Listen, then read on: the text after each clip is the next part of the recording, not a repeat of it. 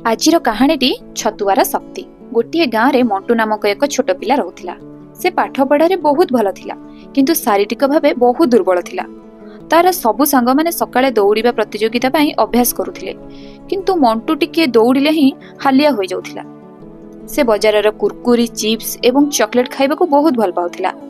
तार एही दुर्बलता देखि दिने ता जेजेमा कहिले, मंटू जदि तू प्रतियोगिता रे जितिबा को चाहूछु तेबे बाहर खाद्य छाड़ी ओडिशार पारंपरिक खाद्य छतुआ खाइबा आरंभ कर। यह गहम, चना, बादाम एवं विभिन्न शस्य रे तैयारी, जहा शरीर को प्रचुर शक्ति दिए।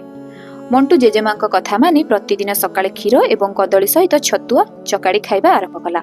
मात्र किछि दिन मध्यरे ता शरीर रे एक चमत्कार परिवर्तन देखागला। ता दुर्बलता दूर हैला एवं से नुआ शक्ति अनुभव कला। शेषरे गाँर दौड़िबा प्रतियोगिता दिन आसिला। सबु पिला जोरे दौड़िले, किंतु मंटू सबुठारु आगरे दौड़ी प्रथम स्थान अधिकार कला। से पुरस्कार जीति खुशी हैला एवं समस्तको कहिला, मो जितिबार रहस्य हेउछि मो जेजेमांक हाथ तियारी छतुआ। जदि आपण मानकु ए छतुआ कहानीटी भल लागि थाए ताले प्लीज मो चैनल को सब्सक्राइब करिया को भूलिबेनी, और लाइक शेयर मध्य निहाती करिकि जिवे। रहली जय जगन्नाथ।